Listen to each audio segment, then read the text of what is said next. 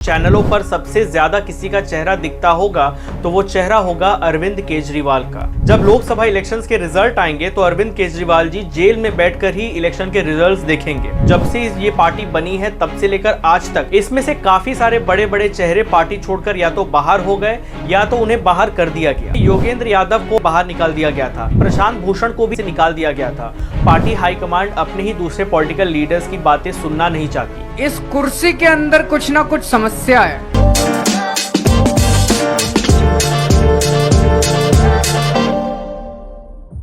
नमस्ते Bharat, this is Virendra Mishra. Welcome to the Virendra Mishra show.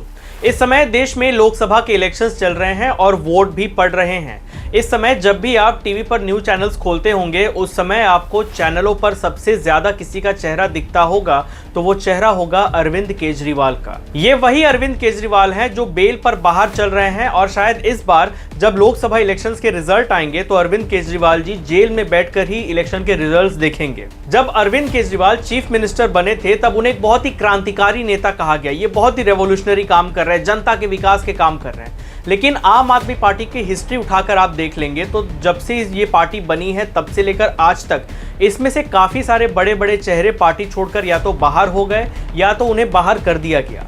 जब कोई बड़ा चेहरा आम आदमी पार्टी से बाहर हुआ तो कहीं ना कहीं कारण अरविंद केजरीवाल को भी बताया गया। आखिर वो क्या वजह रही है कि बड़े बड़े चेहरे अरविंद केजरीवाल को छोड़कर बाहर जाने लगे। इसी चीज को आज के इस वीडियो में हम समझेंगे कि आखिर अरविंद केजरीवाल जी को दिक्कत किस बात की है। अब इस वक्त आम आदमी पार्टी और स्वाति मालीवाल का क्या इंसिडेंट हुआ है ये तो आप जानते ही हैं। स्वाति मालीवाल दिल्ली सीएम के आवास पर गई जहां ऐसा दावा किया गया कि उनके साथ केजरीवाल जी के पीए विभव कुमार ने हाथापाई की, उनके साथ बदसलूकी की और ये मैटर इसके बाद इतना बढ़ गया कि बात पूरी मीडिया में छा गई और हर तरफ सिर्फ इसी के पोस्ट और ट्वीट शेयर किए जाने लगे। इसके बाद विभव कुमार को भी अरेस्ट कर लिया गया है। इस पूरे इंसिडेंट में राज्यसभा की सीट को लेकर भी काफी सारी बातें कही जा रही हैं। दरअसल स्वाति मालीवाल आम आदमी पार्टी से राज्यसभा की एमपी हैं, उन्हें बहुत ज्यादा समय नहीं हुआ है राज्यसभा में गए हुए, वो आम आदमी पार्टी को रिप्रेजेंट करती हैं।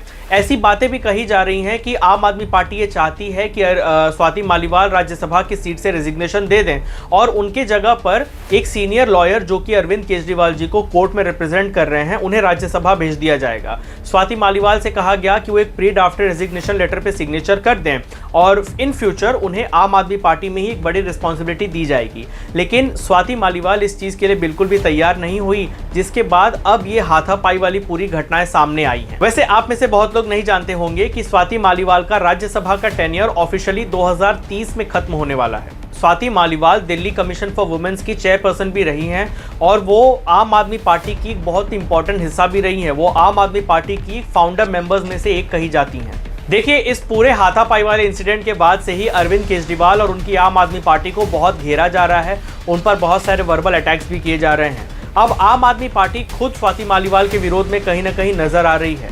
बहुत ही रिसेंट प्रेस कॉन्फ्रेंस में उन्हें एक तरह से बीजेपी का एजेंट भी कह दिया गया।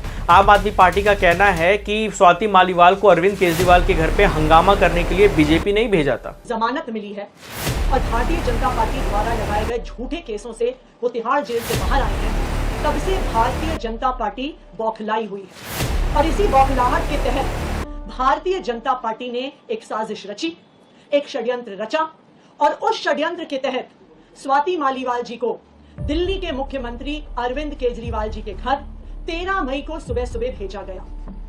इस षड्यंत्र का इरादा था अरविंद केजरीवाल जी पर झूठे आरोप लगाना। स्वाति मालीवाल जी इस षड्यंत्र का चेहरा थी, स्वाति मालीवाल जी इस षड्यंत्र का मोहरा थी। लेकिन बात सिर्फ यहीं पे खत्म नहीं होती। आज तक आम आदमी पार्टी से जितने भी लोग बाहर निकले हैं उनकी पार्टी से बाहर निकलने की वजह और उनकी हिस्ट्री को देखकर आप भी शॉक हो जाएंगे। साल 2015 में योगेंद्र यादव को आम आदमी पार्टी से बाहर निकाल दिया गया था। योगेंद्र यादव का कहना था कि पार्टी में टिकट डिस्ट्रीब्यूशन को लेकर काफी सारे डिफरेंसेस हैं, इसलिए वो पार्टी से बाहर हो गए।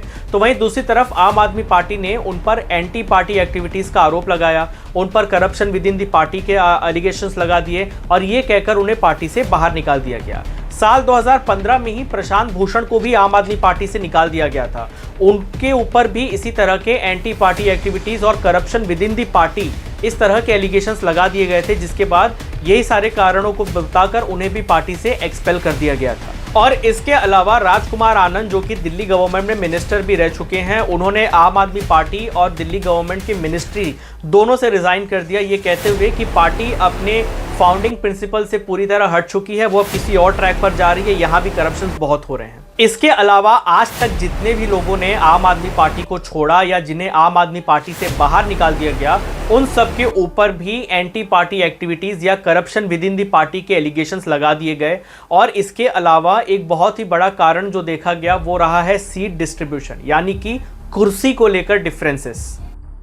इस कुर्सी के अंदर कुछ ना कुछ समस्या है। अब स्वाति मालीवाल भी कहीं ना कहीं अपने ही पॉलिटिकल पार्टी के निशाने पर आ चुकी हैं और ये बहुत ही ज्यादा पॉसिबल है कि in the near future Swati Maliwal न सिर्फ राज्यसभा की सीट बल्कि आम आदमी पार्टी से भी रेजिग्नेशन दे दें और वो किसी और पार्टी में शामिल हो जाएं। पूरे केस स्टडी को देखने के बाद में एक चीज जो बहुत साफ साफ दिखती है वो ये है कि आम आदमी पार्टी की जो हाई कमांड है उनकी और उनके पार्टी के सभी नेताओं के बीच में कहीं ना कहीं बहुत बड़ा कम्युनिकेशन गैप है और कहीं ना कहीं पार्टी हाईकमांड अपने ही दूसरे पॉलिटिकल लीडर्स की बातें सुनना नहीं चाहती। जब आम आदमी पार्टी में कोई आवाज़ उठाने की कोशिश करता है तो या तो उसे शांत करा दिया जाता है या तो उसे एंटी पार्टी डिक्लेयर करके पार्टी से बाहर निकाल दिया जाता है। सवाल यहाँ ये उठता है कि ये आखिर कब तक चलता रहेगा और ये कब तक चलता रहेगा, इसे कैसे रोका जाए, इसके ऊपर आम आदमी पार्टी को विचार करना होगा और आम आदमी पार्टी के कार्यकर्ताओं को अपने ही पार्टी प्रमुख से सवाल करना होगा। आज अरविंद केजरीवाल बेल पर बाहर तो हैं, लेकिन जून में इन्हें फिर से जेल जाना पड़ेगा और इस बात को हम बिल्कुल भी डिनाई नहीं कर सकते कि हो सकता है कि इन्हें बहुत लंबे समय तक जेल में रहना पड़े।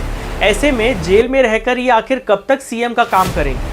आखिर इन्हें भी इन फ्यूचर रिजाइन करना पड़ सकता है। सवाल यहाँ ये उठता है कि अरविंद केजरीवाल के रिजाइन करने के बाद में सीएम कौन बनेगा? राघव चड्ढा या आतिशी जी सीएम बनेंगी?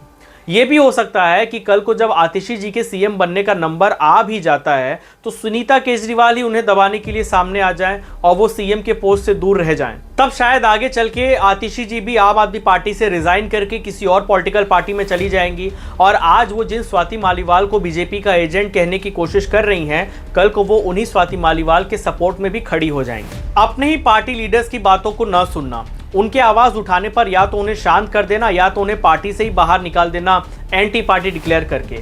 अपनी ही पार्टी के एक महिला लीडर के साथ में इतनी सारी हाथापाई को देखने के बाद भी अरविंद केजरीवाल ने कोई सॉलिड स्टेप इसके खिलाफ नहीं उठाया, को अपना गुस्सा तक इस पर जाहिर नहीं किया।